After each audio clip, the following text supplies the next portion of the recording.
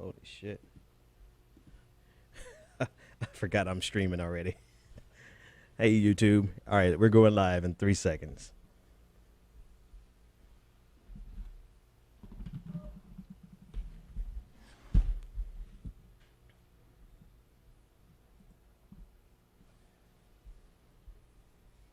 One, two.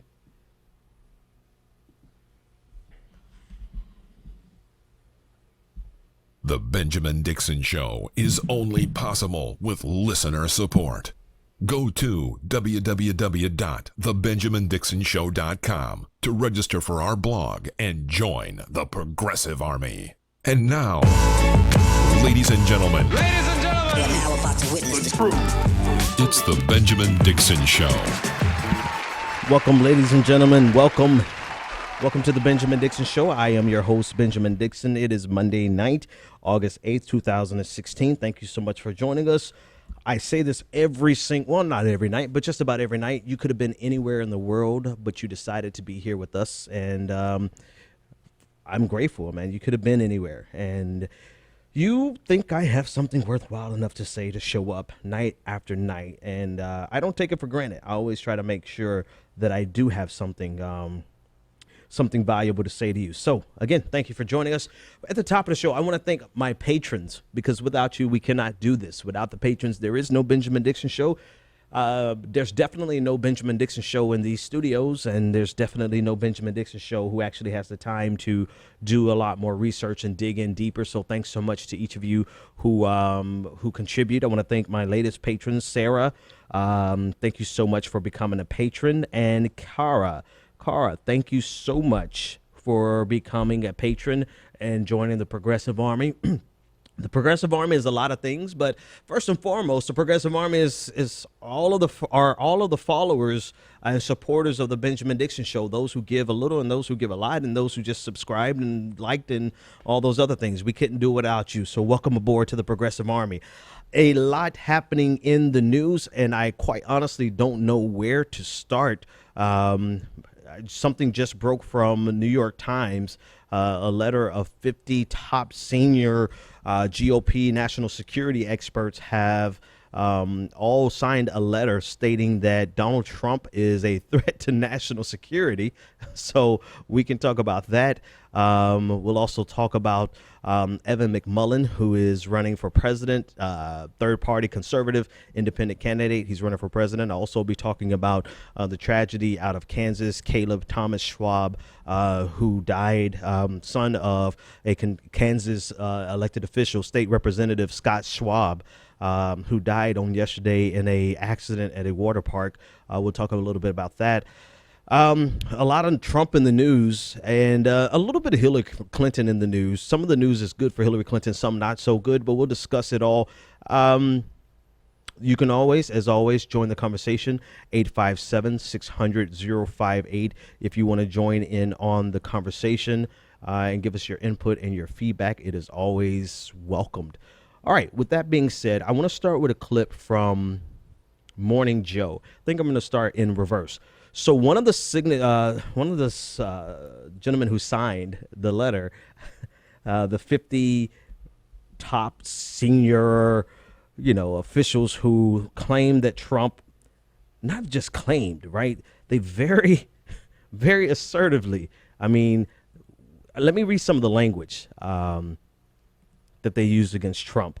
50 of the nation's top most senior Republican national security officials, many of them former top aides or cabinet members for President George W. Bush, signed a letter declaring that Donald J. Trump lacks the character, the values, and experience to be president, and would put at risk our country's national security and well-being. Mr. Trump would be the most reckless president in history. The letter also says that Mr. Trump would weaken the United States moral authority and questions his knowledge of and belief in the Constitution. They say that he has demonstrated repeatedly that he has, this is a direct quote, this is not a paraphrase, demonstrated repeatedly that he has little understanding of the nation's vital national interest, its complex diplomatic challenges, its indispensable alliances, and the democratic values on which American policy should be based. The letter, according to New York Times, laments that Mr. Trump has shown no interest in educating himself. Like, some of this half I'm just reading now. It is none of us will vote for Donald Trump, the letter states, though it notes that they have little doubts that Hillary Clinton, they have no doubts about Hillary Clinton, rather, as many of them do. So basically they're saying they're stuck between a rock and a hard place. They absolutely will not support Donald Trump. These are Republican officials, senior national security officials who have no faith in Donald Trump whatsoever, but have little, if any, faith in Hillary Clinton, which I think would explain Evan McMullen, now that I think about it, and some of his background, and we'll talk about that in a second. But one of the signatories was Michael Hayden, and if you recall that name, Michael Hayden was just on Morning Joe last week discussing the nuclear policy or the nuclear frivolousness of Donald Trump. So I want to play this clip of Morning Joe. And this is Michael Hayden, former CIA director. And listen in. What concerns you most about Donald Trump? How erratic he is, Joe. I can argue about this position or that position. I do that with the current president. But he's inconsistent. And when you're the head of a global superpower, inconsistency, unpredictability, those are dangerous things. They frighten your friends and they tempt your enemies. And so I would be very, very concerned. General Hayden, Harold Ford, very, very quickly. Who amongst your peers that you respect greatly, whether they think like you or not think like you, that you know that's advising? It's only possible with listener support. Go to www.thebenjamin. I'm going to stop that. All right, here we go. So, with that being said, that was General McMullen. I'm sorry, that was General Hayden, and he gave his opinion as to why. I'm going to get that fixed. That happens to me a little too often. I'll figure out what the hell that is and get that fixed next week. Not tomorrow, but next week. But anyway, General Hayden, former CIA director, giving his, I guess it was a prelude to the letter, stating that he has absolutely zero confidence in the ability of Donald Trump to lead the way. And they, double, triple, quadruple down on this letter, with some very strong language stating the level of incompetence that Donald Trump would bring, the lack of moral authority or the undermining of America's moral authority, questioning his knowledge and belief in the Constitution, and stating that he has little to no interest in understanding the national interest, its complex diplomatic challenges, and indispensable alliances of the democratic values. These are unbelievable charges. No, hang on. Let me restate that. They're very believable because they're very true, right? First of all, they're true. Number two, it's unbelievable that this is coming out about the Republican nominee, but that tells you the state of the race, that the Republicans have chosen to nominate this type of nominee who has zero confidence, who the establishment has zero confidence in. Now, that's the operative phrase. The establishment has zero confidence in Donald Trump. But the base overwhelmingly has stated that they trust and they believe in Donald Trump. In fact, I posed the question to some of my international security. Well, actually, I think they minored in international security, but I floated this question out to some of my doctoral colleagues, cohort, that, I wanted to get their opinion on Donald Trump, national security, his comments on nuclear weapons. And some of them came with Very straightforward. He's dangerous. These are dangerous and irresponsible comments coming from an irresponsible candidate. So very strong language from some of my cohort. But then there was one comment that said that, basically justified him because he's a beginner. He's not a groomed politician, and that he was more concerned about the moral question of Hillary Clinton and her stance on religious freedoms. This is a doctoral candidate, right? This is a guy, granted his field is economics. I'll give him that. But still, he seemed to be more concerned with the moral quagmire of Hillary Clinton versus Donald Trump instead of being concerned about the international security implications of a Donald Trump. I only mention that because where the establishment has completely rejected Donald Trump, there are some people who have made calculated decisions that they believe Donald Trump is the best, and they're able to overlook the very things that former General CIA Director Hayden and the 49 other Republican national security experts pointed out. They're completely able to dismiss this. So this will have zero effect on the party support for and the tepid support from the party for Donald Trump. I think it's just their way of clearing their conscience and saying that they will not be aligned with Donald Trump. Which brings me to the bigger news of today. I don't know if it's bigger because it depends on how well he does. Evan McMullen. So it was floated early this morning that there would be a independent conservative third party candidate for president.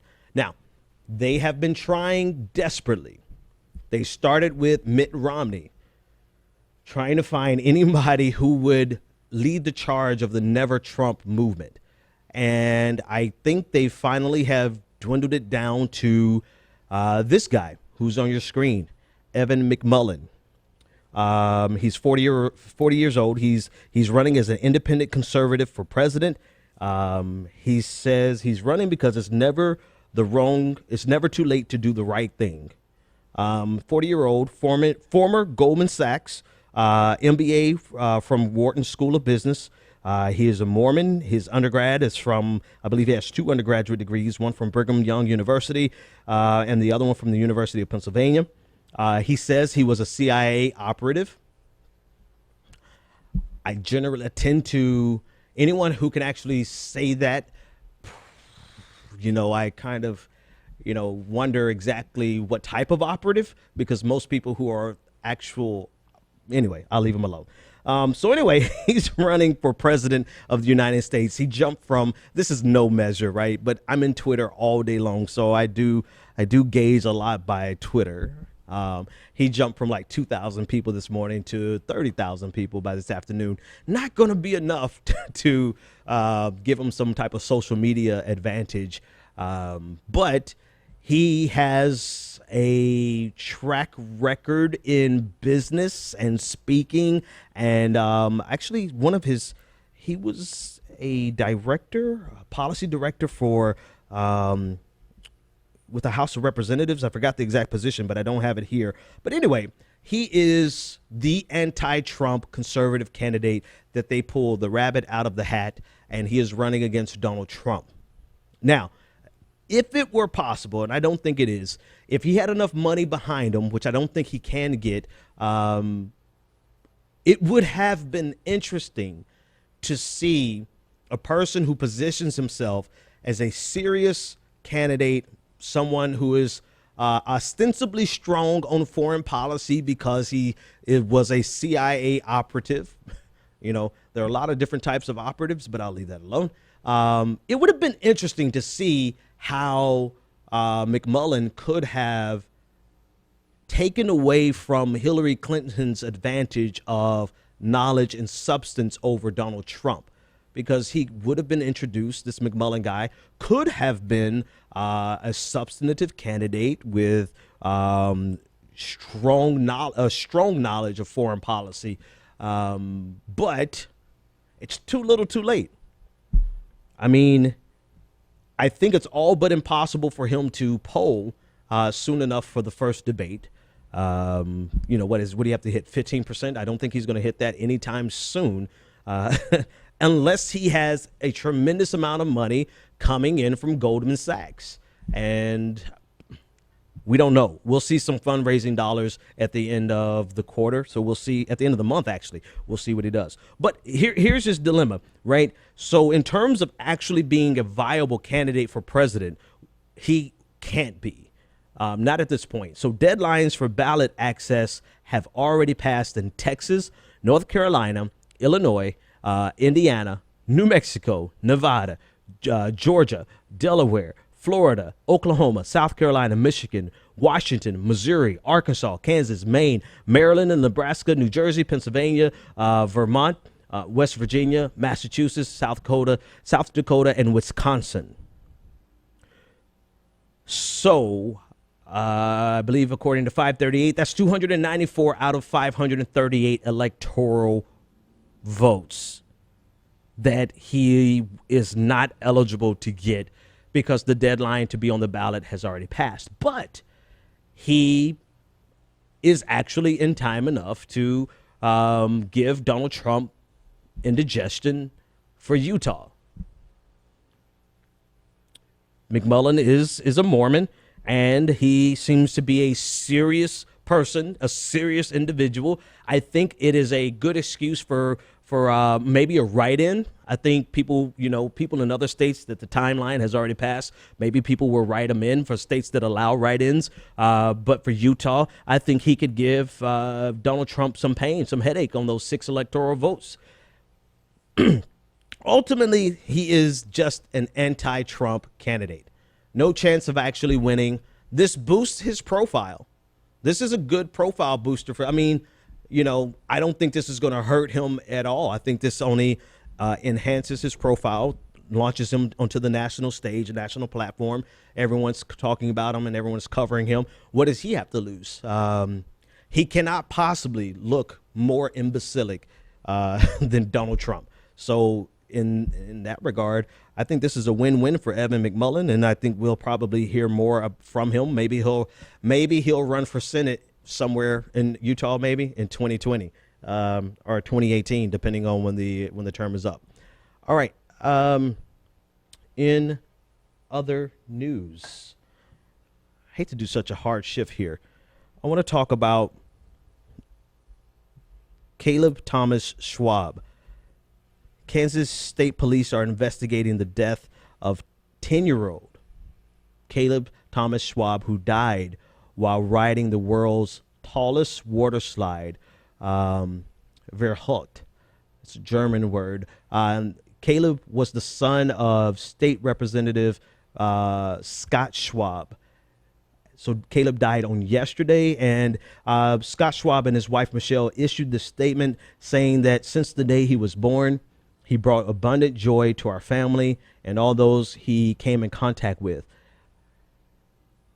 As we try to mend our home with him no longer with us, we are confident in knowing that he believed in his Savior Jesus, and they are forever together now, and we will see him another day.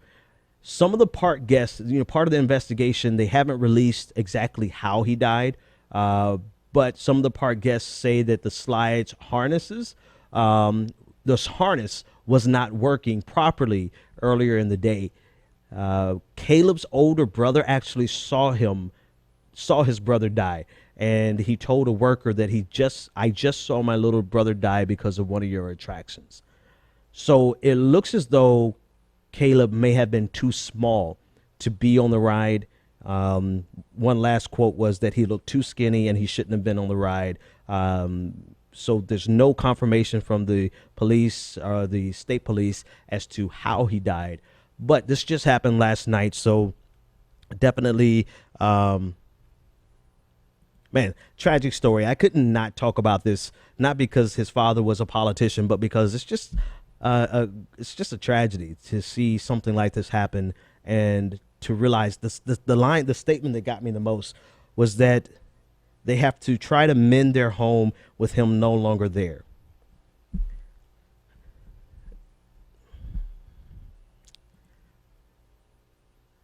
All right. I can't talk too much more about that, but definitely condolences out to the family. Makes you want to hold your kids that much closer, man. I'm like, all right, my kids are going to be so mad at me. They're not going to be able to go anywhere, do anything ever. Like, I can't, man. Once you become, I was telling some people who work with me that, like, you know, once you become a parent, you just become so, it's like simultaneously weak and strong at the same time. It's like you will jump into a fire to protect your kids, but you don't want your kids to even go to a water park. Like, I mean, it's legit hard. If anybody has kids out there, you know exactly what I'm saying. It's like this looming fear of something happening to your kids, and it's just hard. And so my hearts and minds and thoughts and prayers with Scott and his wife, Michelle, from Kansas. All right, folks, a lot more in the news. 857-600-0518. Trump actually gave a speech today that had some substance. You know, I don't know if we're going to necessarily agree with this substance, but it had some substance. It was in Detroit this afternoon. Actually, one of the members of the Progressive Army was there and sent me some pictures of the protesters on the outside. And I just remembered just when I told you guys, so I don't have the pictures, even though he sent me the pictures, but maybe my producer Owen would be kind enough to throw those pictures in. I'll post them tomorrow. But so he gave a speech in Detroit this afternoon, and he used Detroit as a textbook case of America's great past, alluding to when Detroit was booming somewhere around the 50s, that represented this period that he's referring to when he says, "Make America great again." Notwithstanding all of the baggage of the 50s and everything else that comes with the 50s, he was trying to make an economic point, and he presented his ideas, not really policies, but more so ideas on tax policy, on trade, on regulations, and he was interrupted on a regular basis by protesters. And I was reading one place, I'm trying to think where I read this, that some of the protesters were trying to get him off script, that their goal was to get him off script and get him to just talk. You know, that's what protesters do. So I want to break down some of the things that he talked about in his economic policy speech. So first of all, on taxes. This is the first time I think I've gotten something substantive enough from Donald Trump to actually have a discussion on his policy, what he wants to do.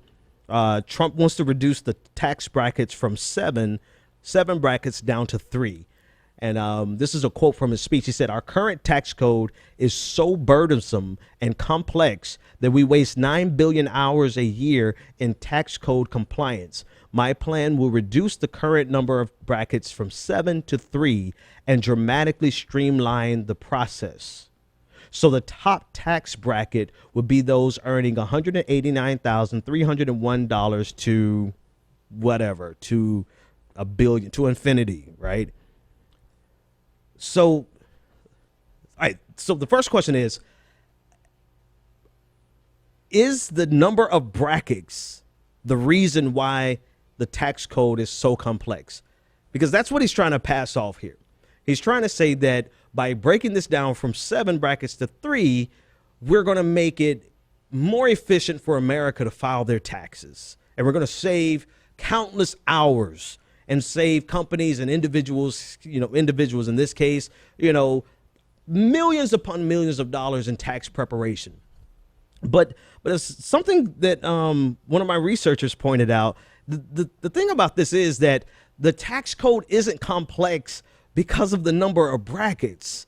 The tax code is complex because of the number of exceptions and exemptions and loopholes, the number of ways that you can get around the tax code. So cutting it down from 7 brackets to 3 does absolutely nothing to streamline the process. In other words, what Trump is saying, this is the reason why I'm doing it, absolutely has nothing to do with what he's trying to do. The only thing cutting it down from 7 to 3 brackets does, it ensures that a person who makes $50 million a year pays about the same tax rate. They do pay the same tax rate as someone making $189,301 a year. In other words, and I'm about to say something that probably will be misconstrued, but hell, it's hard in certain cities to live on less than $150,000 a year. All right. I know for a fact, I know people, and I have personally lived on less than $30,000 a year. But in certain areas, less than $150,000 means that you're not in the middle class for that area. $150,000 is like an average lifestyle if you live in a city like Boston. If you live in New York, you're just probably at the median income, just in the middle class. So $189,000 is not a lot of money. I would be happy to make that much right now individually. I would. But what it does, it ensures this 7 to 3, breaking 7 brackets down to 3, essentially makes sure that someone who's making millions of dollars a year pays the same tax code as someone who's in the upper middle class. And oh, hell, I'll just say it. You can disagree with me if you want to.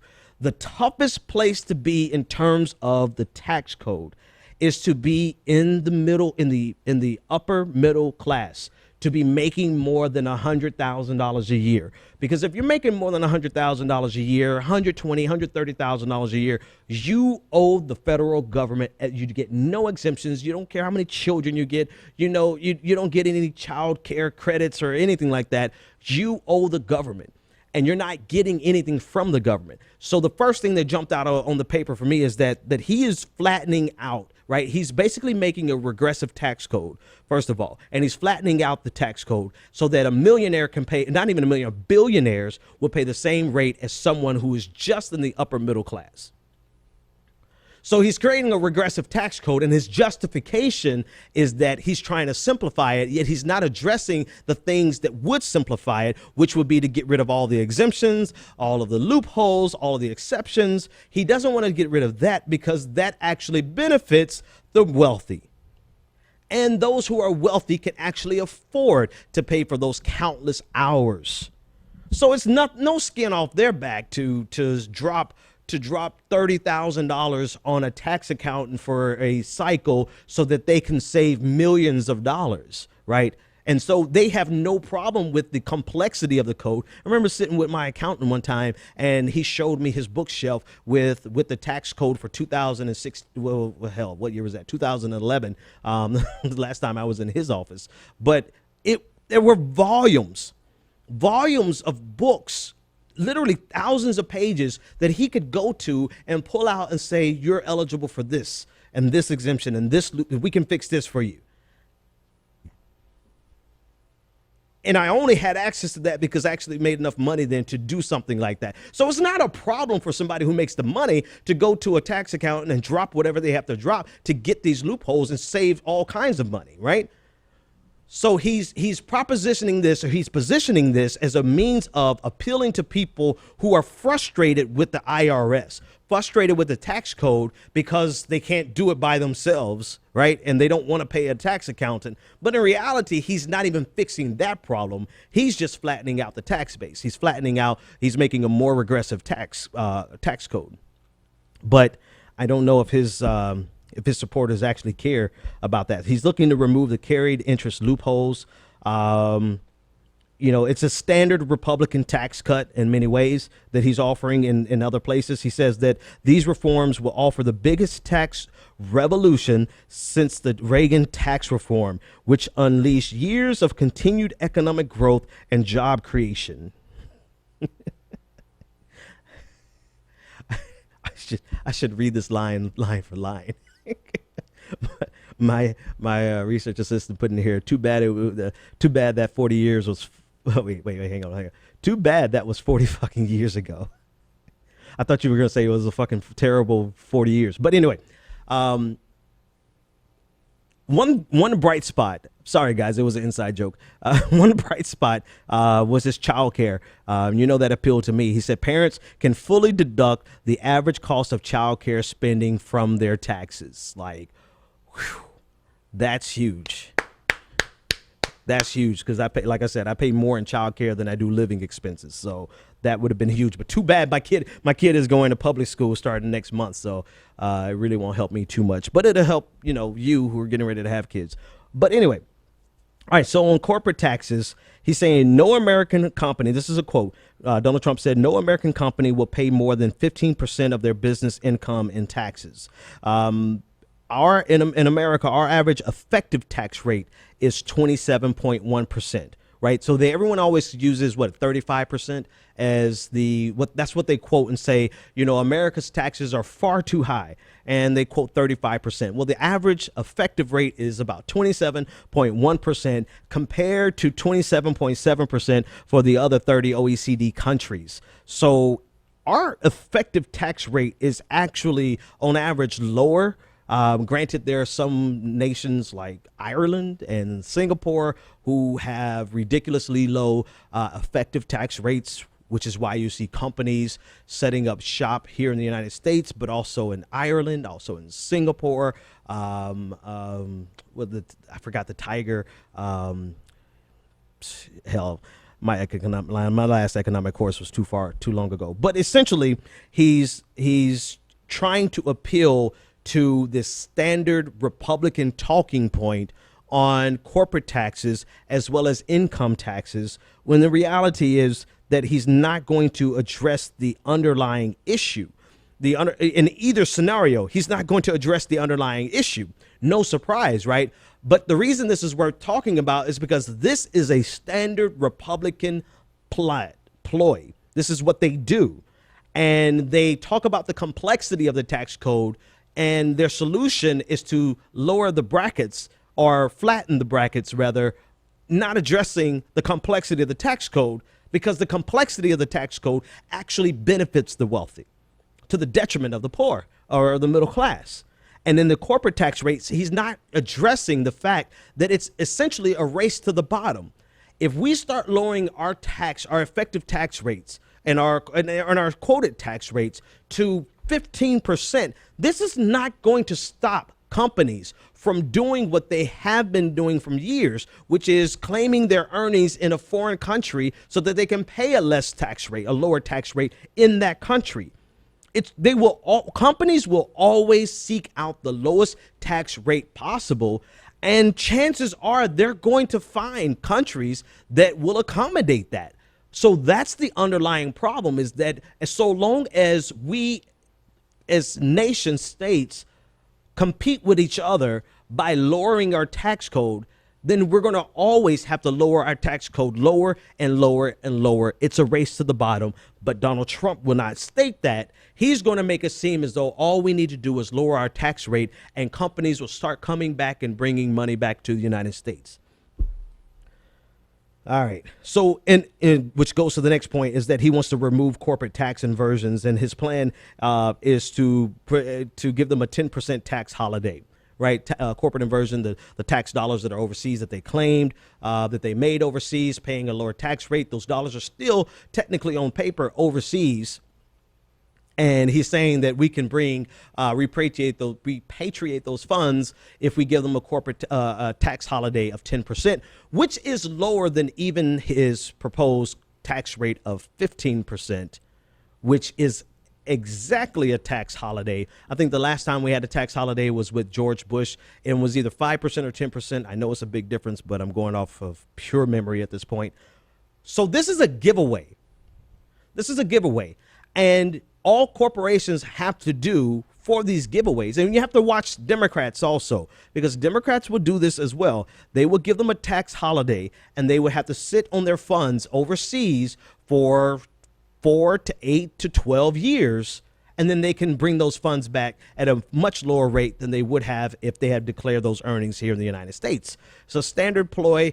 Bernie Sanders pointed it out quite well. I believe Elizabeth Warren talks about it at length, but we've seen this playbook before, which is why it's worth talking about, particularly on this next point, where I see a lot of progressives being tripped up by Donald Trump. A lot of progressives get tripped up by Donald Trump on trade. And Donald Trump on trade is saying that he, opposes these awful trade deals like NAFTA. He says that no to the TPP. He's basically saying these are the worst deals for America ever because it incentivizes countries outsourcing. And the dilemma here, not the dilemma, the problem with this is that I have two problems with it. Number one, 2 out of 3 of his biggest talking points today were pure Republican. They could have been coming from Paul Ryan.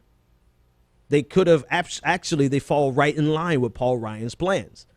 So if 2 out of 3 are pure Republican, talking about the second one actually was regulation. He's talking about bringing a moratorium on new regulations and getting the regulatory agencies to find the waste and to self-report the waste, however he's going to pull that off. So 2 out of 3 of his talking points were standard Republican talking points. Why would we believe Donald Trump on that third issue, which is trade, the TPP? Everyone opposes the TPP, right? Everybody and their mama opposes the TPP. Why would we believe Donald Trump on that third point when everything else he's doing is not only a standard Republican talking point, but it is also very pro-business, right? It's pro top 1%, it's pro oligarchy, right? If you flattening out the tax code, right, from 7 to 3 benefits the top 1% tremendously, right? Cutting the corporate tax rates down to 15%, even if he's talking about the effective tax rate down to 15%, that overwhelmingly benefits corporations. Giving a tax holiday to compensate for the tax inversion and to allow them to repatriate their funds, that benefits corporations. So why would we believe that if Donald Trump has made 2/3 of his economic policy to benefit corporations, why would we believe at all that he's going to do something against the TPP that would not benefit corporations? I don't know if I said that right. Why would we believe he would do anything to harm corporations, or anything not necessarily to harm, but to the detriment of corporations, just to the benefit of the average American, when 2 out of 3 of his other policies are to the benefit of corporations, top 1%, and the oligarchy, to the detriment of the average American? I don't know if I'm making it plain enough. Like, we have absolutely zero reason to believe Donald Trump on his economic policy, not on TPP. And the way I see Donald Trump handling the TPP, first of all, I believe Barack Obama is going to sign it before he leaves office. That's first and foremost. I think that he's going to sign it so that Hillary Clinton would not have to back up on that campaign promise, right? But let's say he doesn't sign it and Donald Trump wins. Donald Trump will sit down at the negotiating table for the TPP, or make believe, because most of the negotiations are over, he will make his constituency believe that he has negotiated a better deal on the TPP, when in fact he probably didn't do anything but pull everyone together for a photo op. And he will sell it as this is a better deal for America, because that's all he's promising, is that he's going to get a better deal. And so because of that, because he has given us no reason to believe, I just don't understand why progressives of any stripe, even those who have gone alt-right, would believe for a second that Donald Trump is not 100% behind the TPP. Everything else he has done has been pro-corporation, pro-top 1%, I mean, even if you take it personally, like for him personally, why would he do anything to undermine his own economic best interest? It makes absolutely no logical sense to draw that conclusion based on his speech today. If you don't base it on anything else, look at his speech today. And 2/3 of his policy could have been taken from Paul Ryan. And like I said, I don't think Donald Trump has enough substance to actually forward a policy position of his own other than make a better deal. Therefore, I said he's going to take from the standard Republican playbook. And that's what he's done on regulation, on the corporate tax code, as well as the income tax code. All right. 857-600-0518. We'll take a couple callers here. Caller, you're live on the air. What is your name, comment, and or question? Hey, Ben, it's Bryce. Hey, Bryce, how's it going, man? What's on your mind? Doing good. Well, I don't believe Trump in his policy that he's talking with the tax code and the tax. I think that a lot of it, to me, would end up, just hurting the middle class and hurting a lot and building up the wealth of, others. And I think one of the biggest problems that we have money-wise in this country is that we spend money on BS. We spent, I think, $63 million in Afghanistan. Mm-hmm. And it's like we're spending money on all this nonsense, and we can't get water to foot. Mm-hmm. We can't stop homelessness and poverty and things of that nature. And, that's what even ticks me off more about what happened with Bernie, because his policies would have fixed a lot of these issues. Yep. And it's just like, man, why? It's like the same circle or cycle. I mean, I guess we'll see how it goes, but I think that's one of the biggest things, though, is that our policies suck ass. It's killing us. And if it doesn't change, it's going to get worse and worse and worse. I mean, maybe it will change down the line, but it needs to quick, because it's not going to change anything with the policy that we have. Yeah, I agree. 857-600-0518.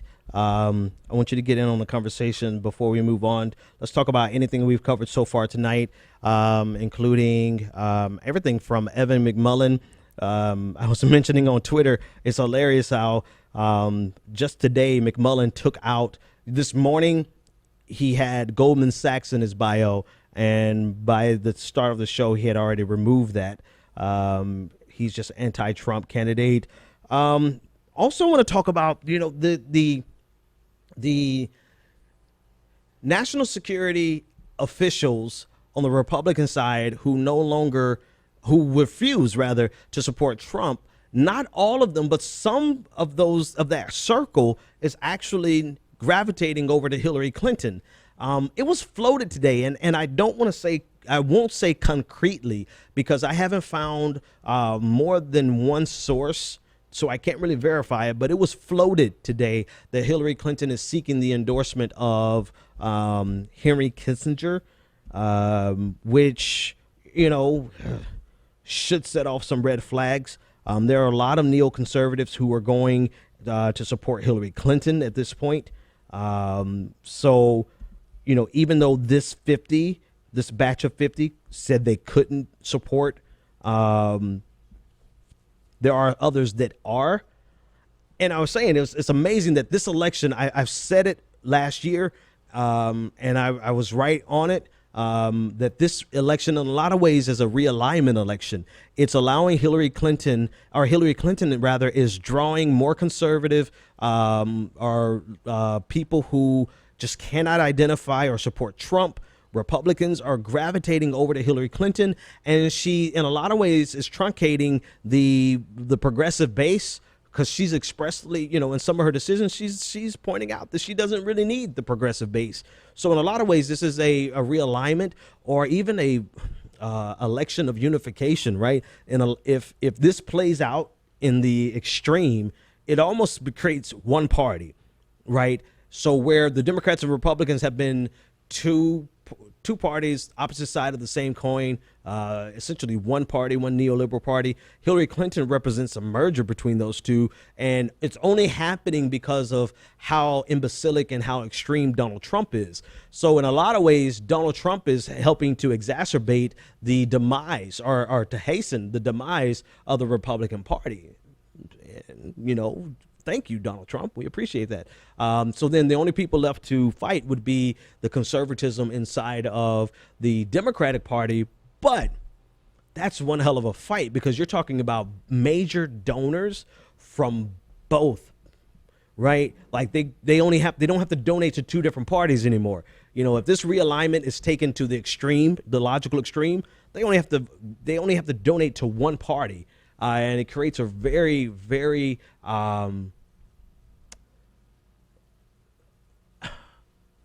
I want to choose the right word. Not authoritarian. It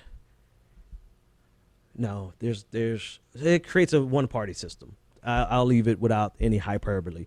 It creates a one-party system, one viable party system, which has a similar overtone of the Communist Party in China, just executed differently, right?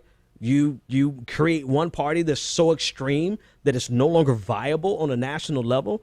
You get stuck with one party getting the White House over and over and over again. So, it's kind of apples to oranges, but you could see the effect is the same. One party rule. The effect is the same. One last story I want to talk about before I take these callers is the American Nazi Party chairman says that Donald Trump presents a real opportunity for the movement. The chairman, the American Nazi, I'm reading, this is from the New York Daily News. I'm sure it's reported in at least 20 dozen other places at this point. But according to the New York Daily News, the chairman of the American Nazi Party said he loves the idea of Donald Trump as president, since it would be a real opportunity for his fellow men to boost their movement. If Trump does win, this is a quote, if Trump does win, it's going to be a real opportunity for people like white nationalists acting intelligently to build upon that, according to Nazi leader Rocky Sahadi.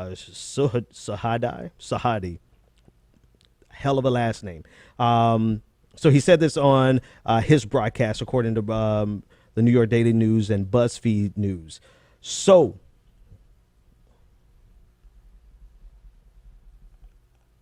I've been saying this for a minute. I don't think Donald Trump is a white nationalist, but I think he's number one amongst white nationalists. I don't think he's a proto-fascist, but he's number one with neo-fascists. And this is just an interesting complement to that analysis. So anyway, you do what you want to do. 857-600-0518 is the number to call if you want to join the conversation. Last but not least, according to 538.com, which, you guys know how I feel about 538, but they're not always wrong. They've just been very wrong this year. But I thought this chart was interesting. Hang on, let's see if I can get this on the screen. Nope, that's not it. Wrong screen. This is what I want right here. So according to 538, if the election was held today, and this is what I mean by realignment, because this is destruction, who would win the presidency today? According to 538, 96.6% chance Hillary Clinton would win if the election was today. 3.6% chance that it would be Donald Trump. If you look at this electoral map, Hillary Clinton turns Georgia blue, South Carolina barely blue, but she does turn it blue. North Carolina is swing state, goes blue. Virginia, Florida, of course, Ohio is going to be in there. She eviscerates Donald Trump if the election was held today. This based on their estimate. Now, like 2 weeks ago, 538 said that the chances were in Donald Trump's favor. That's one hell of a post Democratic convention boost. I don't know if it's so much the boost from the Democratic convention so much as it would be Donald Trump just sabotaging himself. More so than anything else, Donald Trump has been sabotaging himself. And it's almost to the point of absurdity, but Donald Trump is an absurd candidate. So what is his motivation? Why is he, undermining his own interest to the point of being obliterated on the electoral map? I'm sure some of you guys have some theories about that. 857-600-0518. Caller, you're live on the air. What's your name, comment, and or question? Caller, this is you. It's Matt. How you doing tonight? Doing great. How's it going, Matt? Doing good. Yeah, many things to talk about. Real quick, I'll talk about the last thing you just discussed about the 538 map. Yeah, Yeah. That, that number goes up and down every day. Yep. And, one day we can talk about, Clinton being up at 96%. Next day we could talk about she being at 75, 60, whatever. The thing is, a lot of the states that they have turning blue, Georgia's a good example. Georgia hasn't been blue since 92. Since 1960, Georgia turned blue 3 times. The chance of her living in Georgia and turning it blue, I would say I would really bet my first child on it that it's not going to turn blue. Same thing with, South Carolina. South Carolina turning blue, that chance highly unlikely. So, I look at, I was telling people on Twitter, I'm always on Twitter like you all. I tell people I don't look at general, election numbers. I look at state numbers.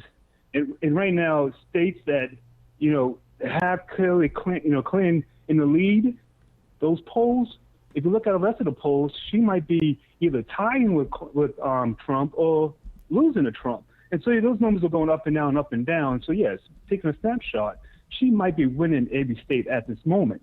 Take a snapshot tomorrow, she might be losing half the states. And so it's just one of those things that I think it's too early to say, oh, yeah, Clinton's going to, destroy Trump in the polls or Trump in, an election come November. I've been saying this to people for months. I think that it's going to be one of the closest races we have, electoral vote-wise, than we had in a very long time. And the reason why I say that is because, on one hand, you have people who don't like Trump, and on the other hand, you have people who don't like Clinton. Yep. And I think those are the people who are going to be deciding this election. It's not going to be Clinton-based. It's not going to be Trump-based. And with that said, it's really going to be. Let me take that back. I want to say it's going to be people who don't like the other candidate. I think it's more going to be your fence, your fence sitters who, maybe today they like Clinton, but maybe tomorrow they like Trump because of something he says. And I think it's going to be literally that day, that moment they go to the poll, that they're going to be like, okay, I'm voting for this candidate. And I think really it's going to come down to somebody's going to get 271 and somebody's going to get 269. And it's going to be that close that people let me tell you where I agree with you and where I disagree. I agree that it's going to be kind of a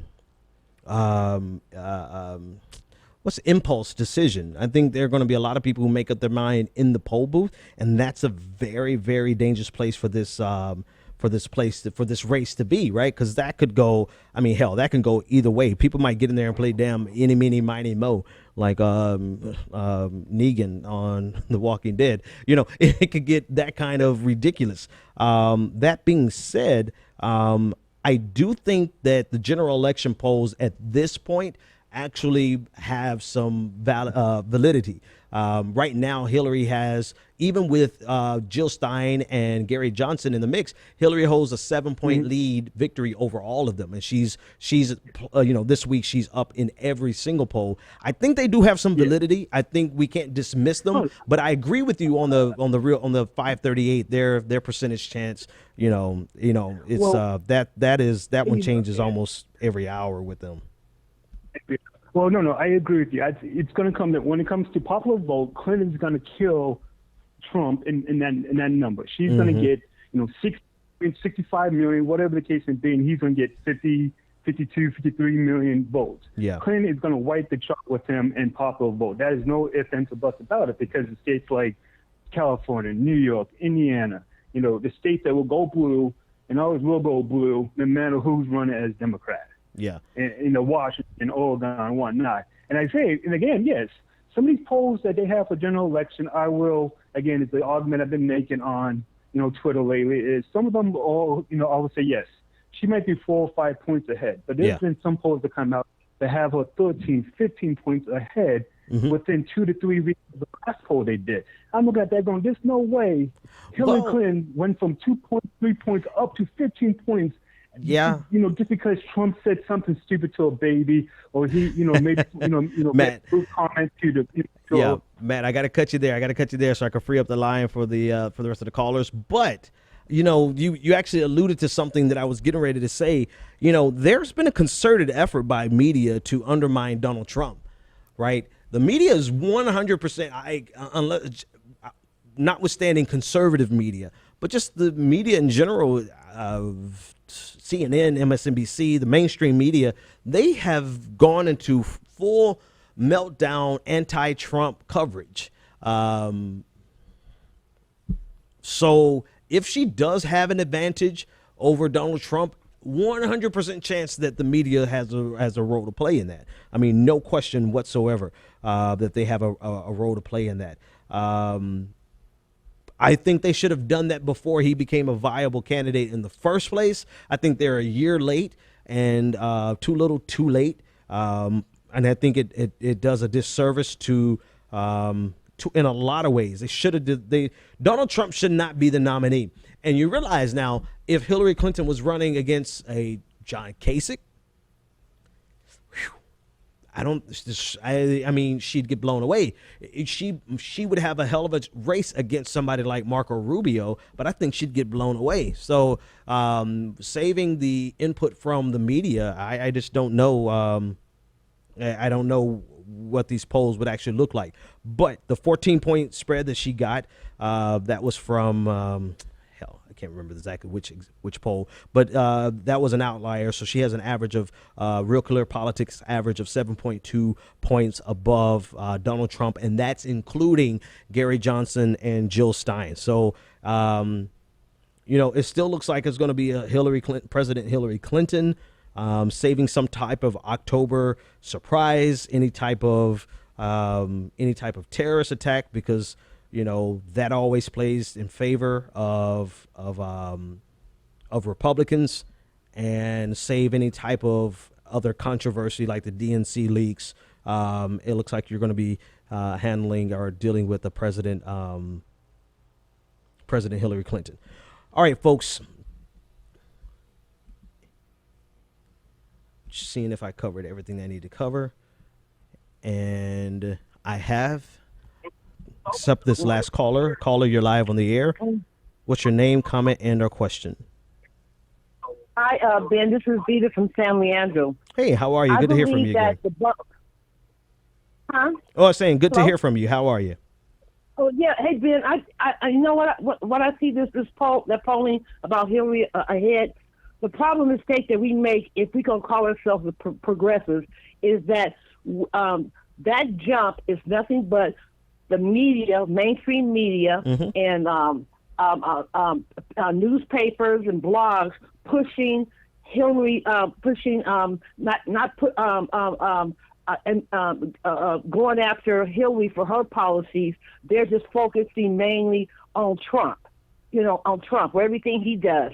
But none of her stuff comes up with questions her policy and her tax policy, because Hillary Clinton, all the things that she has done is scapegoating. That's nothing but the corporate propaganda that we keep feeding into and looking at, and then balancing out. They want to play that fear game with Trump.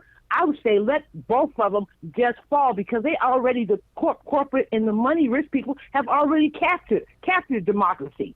It's already I'm sorry. done. Back up two steps. Back up 2 steps for me. What was the last thing you said before? You said let's let it all fall.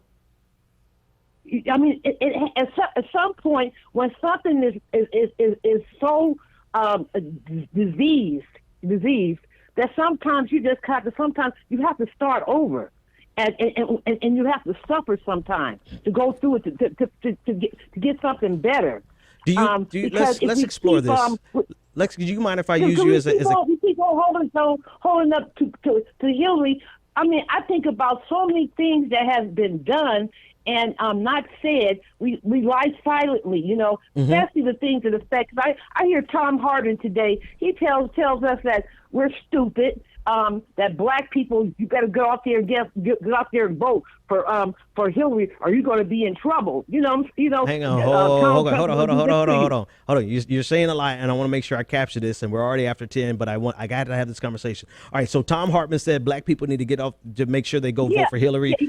Okay. I'm going to go here. I'm going to listen to that. Yeah. He had a caller, and he was telling him, and he was talking about, well, black people, you're stupid. You're stupid if you don't vote, and But did he say? Hang on. I have to be clear, because I'm gonna call Tom. I'm gonna email Tom after the show. He said that we're stupid. if we don't vote for Hillary? You're stupid. We're stupid. Because it was all on the framework. A lady called in, and she was telling him that it's hard for I'll tell you what. I will email you the link. I'm gonna listen to it on my way home. All right, so I'll talk. It was on August the 7th or 6th. But he's been doing this a lot lately. Okay, I need you to slow down. Can you slow down? Because I got to explore something else you said that's actually more important, right? And if you don't mind, I just need like three minutes with you to unpack this. You said that sometimes it gets so broken that you need to suffer, that it gets so broken that you just need to tear it all down and start over. Here's the problem I have with that analysis. Donald Trump is not going to break apart this system in any meaningful way such that it causes a radical shift in how we do things in America. Donald Trump is going to just do what Hillary Clinton would do, just more so. Anything economically that you're mad about with Hillary Clinton, Donald Trump is just going to do it more so. But you know what? But Hillary's been doing this for so long. You know, we have suffered underneath the Democratic Party because we had elite politicians and a lot of people not being resourceful and educating themselves and researching policies and looking back and seeing what has affected us and what has not affected us, and then how they frame it with identity politics or intersectional, and then immigration. How are you going to the policies that you say you go to North Carolina, you get in front of black people, you get in front of the Latinos, you get in front of the Asians. You're going to do immigration and immigration. Okay, hang on, because I'm on a limit. Because I'm on a limited time frame. Like, we're already over. It's not going to get down here. But I have to ask you a couple more questions. And you know, you and I go way back to when I was inside of my bedroom doing this show. So I'm not trying to put you on the spot, but I think you're voicing the sentiment of a lot of people, and I want to explore this a little further because if you're upset with Hillary Clinton, which I don't disagree with you being upset with her, it's just not Hillary Clinton, it's the Democratic Party. All right, so let's do the Democratic Party, which I concur. I agree. Going with Donald Trump or supporting Donald Trump or allowing Donald Trump to win doesn't fix and not only does it not fix it, hang on. Let me finish this thought. Allowing Donald Trump to win? Let me finish my thought. By placing my vote based on my view. Your conscious vote. I'm allowing him to win. No. You vote however you want to vote, right? That's unfair. Wait, I've always said, hang on, let's be sure. I've always said on my show for you to vote however you choose to vote. I'm not going to tell you how to vote, but I'm just going based on what you said in this conversation, right? You said that sometimes we need to allow it to break apart and allow people to suffer because it's become so ruined, basically, right? It's become so repugnant that it has to all fall down.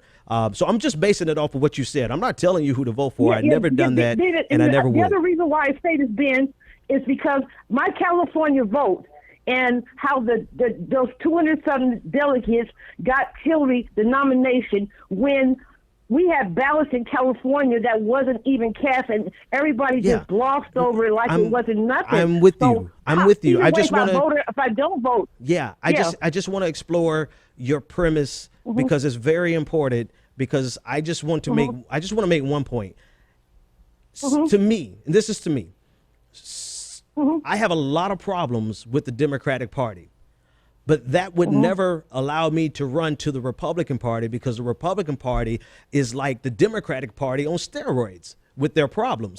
So a lot of people use this and say, oh, how could you vote for the Democratic Party because they've done the black community so bad? Well, hell, have you gone to a Republican-run state? They are just as bad as Democrats. I know both of them are the same. I agree exactly. with you. They're the same. They're the same. So in terms of your starting statement that we should allow it to fall down, I'm just saying that Donald Trump is a Republican who's going to do exactly what people like Paul Ryan wants him to do, and he demonstrated that today. So Donald Trump is not going to tear apart this system. So I guess what I'm saying is, if your goal is to tear down this system, Donald Trump is no more going to do that than Hillary Clinton would. That's all I'm saying. Okay, let me go a little bit further. Let me define my tearing down. My tearing down is that I'm not going to, at the presidential part, but I'm going to work harder on the down ballots, you know, the down ballots, because we have to put people in there that's more progressive, that deal with the policies that we all in this country can use, you know, as a force to be building this progressive army. But at the top, I cannot see myself voting for Hillary nor Trump.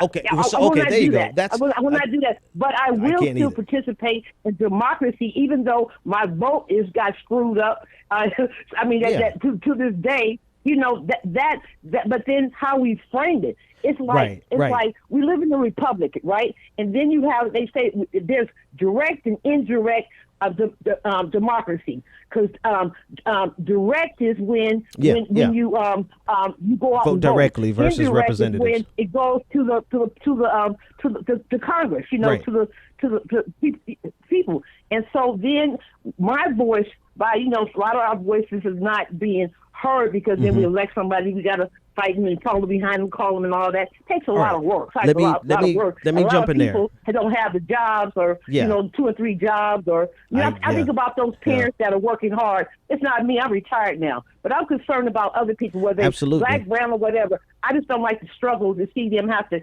keep going through. You know, it's so hard to see people that's really good and really trying to do the right thing and still get beat down. I got it. I got you. I hear you loudly and clearly. Thanks so much for your call. And I appreciate the conversation.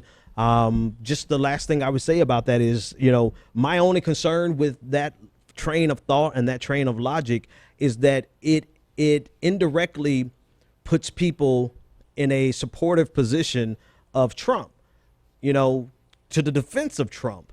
And my only thing is, like, vote for whoever you want to, right?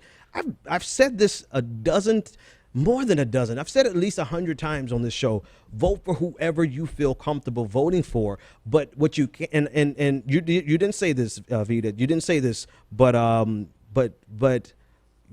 anyone who is surrounded by me, anyone who hits me on Twitter or social media or call in and says that Donald Trump is the solution, directly or indirectly, I just can't get on board with that, because if you hate what Hillary Clinton does, you're definitely going to hate what Donald Trump does. It just logically follows. Donald Trump is a furthering of neoliberalism economically. He's a furthering of neoconservatism, questionably, right? There's some questions about which one would be more hawkish, right? So that I would concede that. But in terms of economics, Donald Trump, he demonstrated it today. He is going to be the same, if not worse.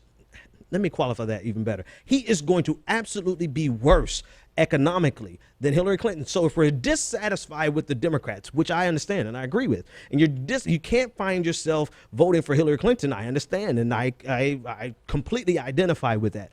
Then the solution is not voting for Donald Trump. The solution is just voting your conscience. And if your conscience is telling you that Donald Trump is going to be better, then your conscience and I need to have a conversation, because that part I don't agree with at all. I'll see you guys tomorrow. The Benjamin Dixon Show is only possible with listener support. Go to www.thebenjamindixonshow.com to register for our blog, join the Progressive Army, and support The Benjamin Dixon Show. It's Ben Dixon! If you like this episode, be sure to share, like, and subscribe.